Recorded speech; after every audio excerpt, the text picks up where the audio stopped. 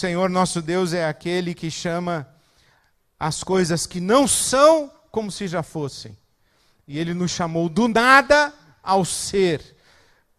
E por isso é que compartilha conosco o seu ser divino. Somente Deus é. E a grande questão aqui do capítulo 10 do Evangelho de João, se não de todo o Evangelho de João, porque Jesus afirma a respeito de si mesmo, eu sou, pelo menos 7 vezes, e a 8ª vez em que ele afirma, eu sou, eu e o Pai somos um. Um judeu do tempo de Jesus olharia para ele dizendo, você não é, porque somente Deus é. E então responderia, então, é isso mesmo, prazer, Deus. Então Jesus está aqui fazendo essa afirmação categórica no capítulo 10, versículo 7, eu sou a porta, a luz do mundo, eu sou a ressurreição e a vida, eu sou o pão que desce dos céus, eu sou o caminho, eu sou a verdade, eu sou a vida, eu sou. Aqui no Evangelho de João, capítulo 10, versículo 7, ele diz, eu sou a porta das ovelhas. Qualquer pessoa, a mais simplória em Israel e a mais erudita em Israel, imediatamente saberia que Jesus estaria fazendo referência a uma das 12 portas das muralhas de Jerusalém. É a porta que dá acesso imediato aos 5 tanques chamados de Betesda.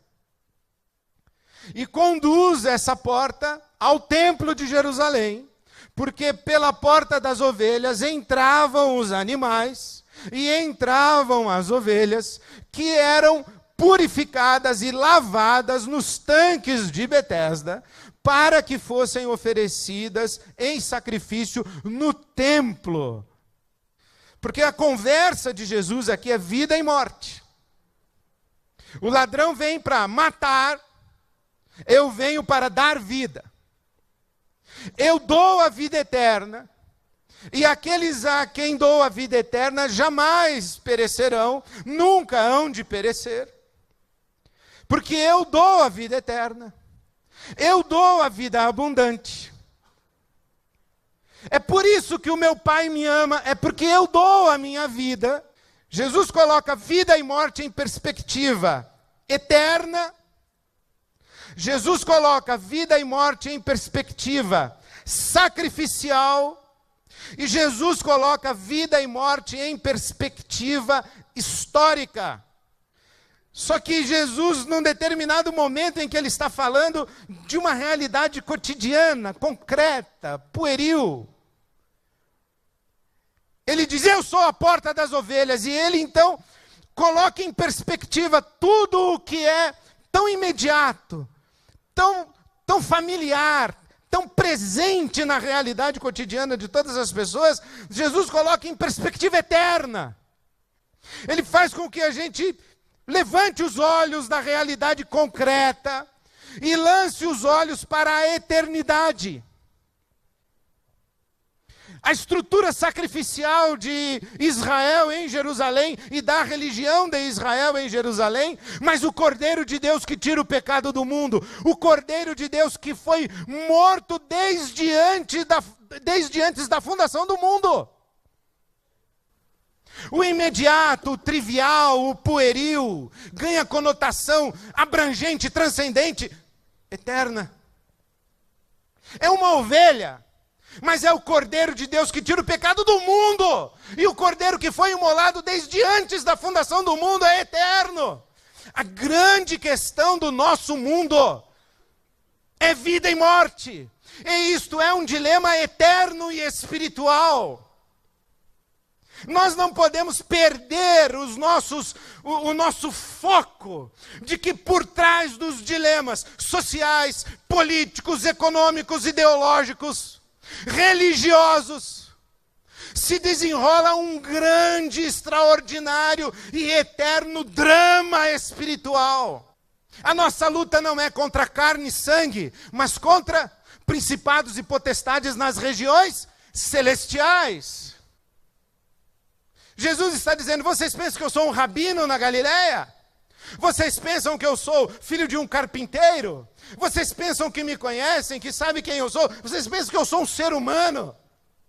Vocês pensam que eu sou mais um religioso judeu? Vocês pensam que eu sou mais um mestre da moral? Vocês pensam que eu sou um grande intérprete da Torá? Vocês pensam o que de mim? Eu sou a porta das ovelhas, eu sou o cordeiro que tira o pecado do mundo, eu existo antes da fundação do mundo, todas as coisas foram feitas por mim, e sem mim, nada do que foi feito se fez. Prestem atenção em mim, disse Jesus.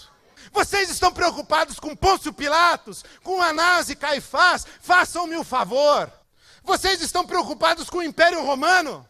Vocês estão discutindo herança? Vocês estão debatendo fruto de pescaria?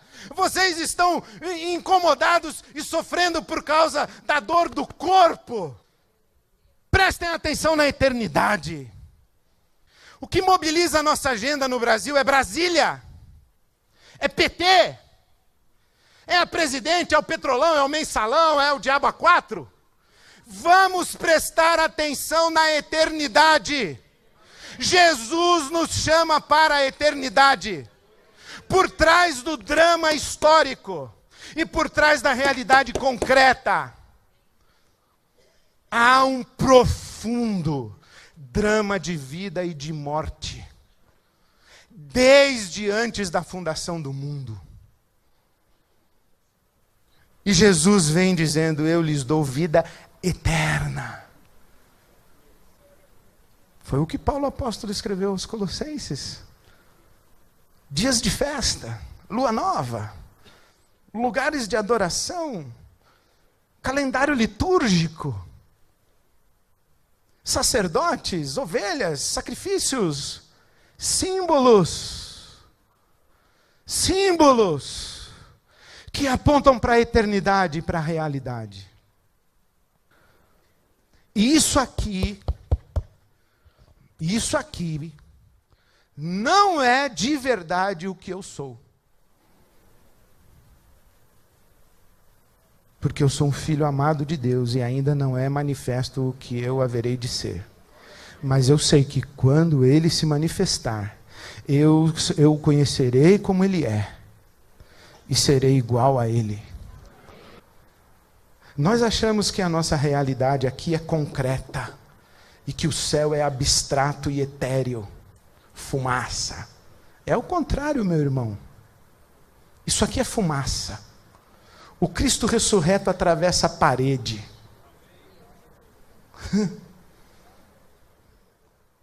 A parede para ele é fumaça.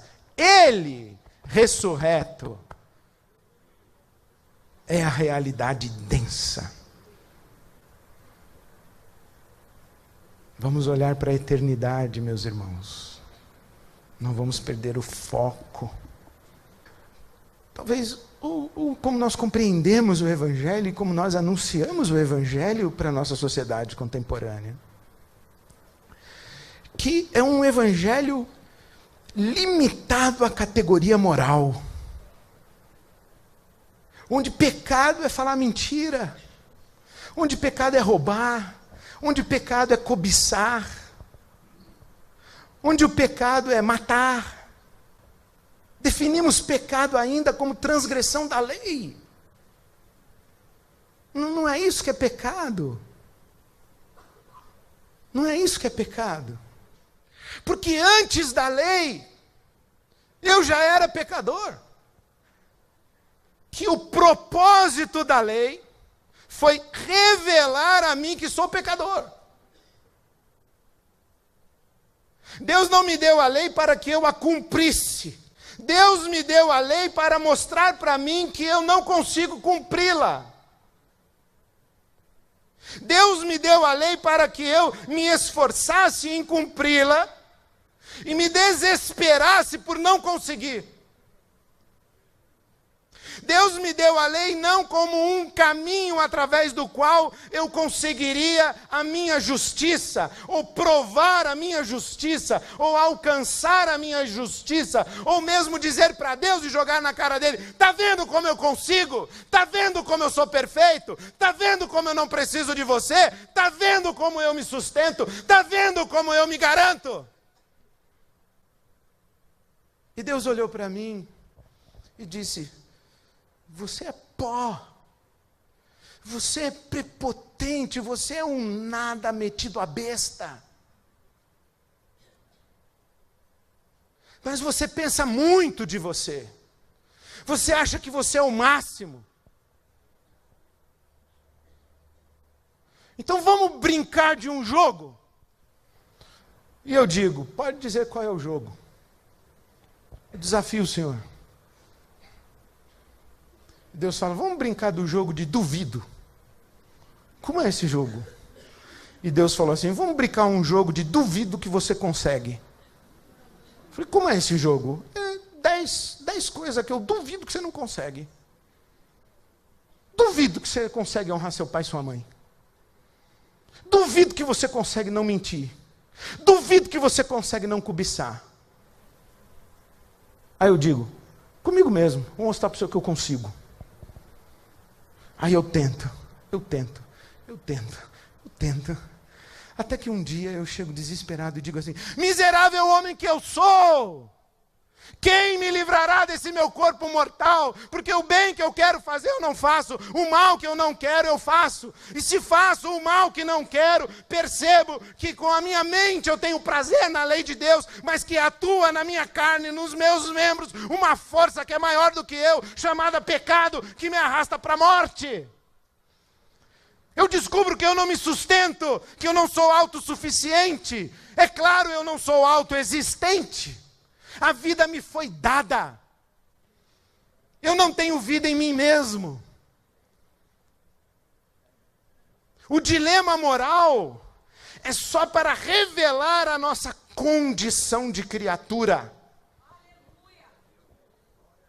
E quando a gente se descobre criatura, a gente descobre a profundidade do que a Bíblia chama de pecado.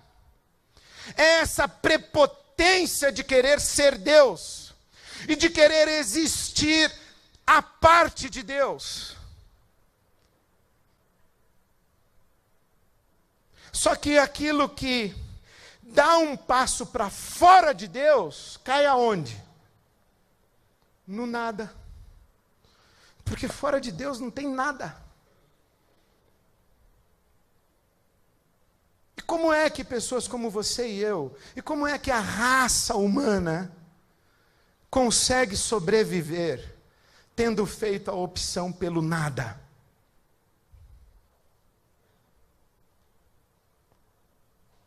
O salário do pecado é a morte. Quando você diz não para Deus, você fica sem fonte de sustentação. Você perde o fundamento da sua existência, você cai no nada. E eu me lembro que fui às lágrimas quando eu ouvi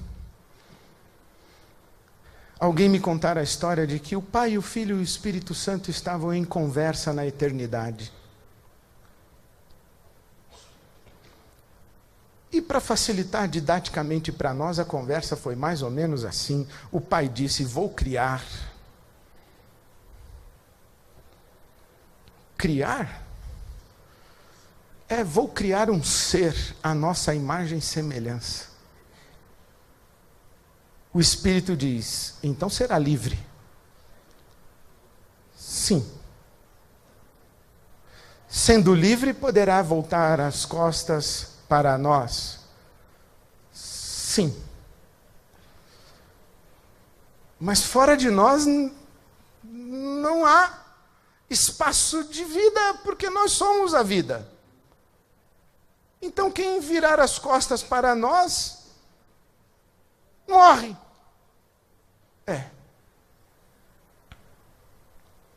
A menos que alguém se disponha a morrer essa morte e vencer essa morte. Bom, mas tem que ser um deles. Que vá até lá, no mundo deles, que nós vamos criar, e viva sem dar as costas para nós. e que ao morrer a morte não consiga segurar. E nessa hora o filho disse: eu vou. Eu vou. Eu vou vencer a morte. Eu vou abrir mão da minha prerrogativa divina. Eu vou me esvaziar. Eu vou dar um passo para trás. Eu vou assumir a forma humana. Eu vou ser um servo. Eu vou ser humilhado até a morte. Mas como o salário do pecado é a morte, e eu não tenho pecado, a morte nunca vai conseguir me segurar. E quando eu voltar da morte, eu trago novamente à luz a vida e a imortalidade. E dou de volta a vida para todo mundo. Então Jesus põe vida e morte em perspectiva eterna, vida e morte em perspectiva sacrificial, mas Jesus põe vida e morte em perspectiva histórica, não é, irmãos? O que Jesus está chamando de ladrão? Religião. Religião maldita. Se comparando ele quando diz eu sou o bom pastor. E eu aprendi uma coisa muito linda, que me ensinaram que os apriscos não têm porta. As ovelhas ficavam num aprisco e eram cercado, e aqui ficava uma abertura para que a ovelha passasse. Mas não tinha portão nem porta. E o pastor dormia aqui. Para a ovelha sair, teria que passar por cima dele. E para o lobo entrar, tinha que também primeiro passar por cima dele. E Jesus diz assim, tem uns pastores por aí que quando eles veem o lobo, eles, porque eles são assalariados, são mercenários. Eles usam e abusam das ovelhas. Isso não é novo. O profeta Jeremias já havia denunciado a podridão dos pastores de Israel. O apóstolo Paulo já nos havia advertido, quando se despede de Éfeso e dos presbíteros que estão em Éfeso, ele diz, eu sei que depois da minha partida, surgirão falsos apóstolos e lobos, que não pouparão vocês. Onde acontece isso? Na esquina da sua casa, meu irmão. No seu dial, no rádio do seu carro, na tela da sua televisão. Deus tenha misericórdia de nós que não aconteça na sua igreja local, nem na minha. Mas os lobos estão aí. E Jesus não está aqui falando do islamismo, do budismo, do ateísmo, do agnosticismo, do consumismo. Ele está falando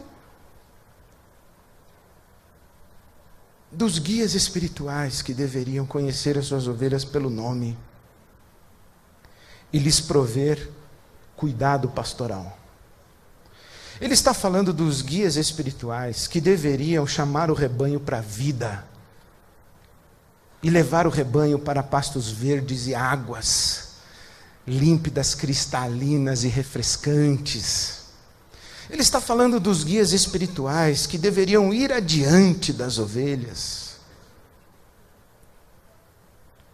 mas que em vez disso, eles transformam o rebanho que custou o sangue de Jesus Cristo, nosso Senhor, em massa, sem rosto, disforme, número de associado, pagador de carnê, financiador de programa de TV.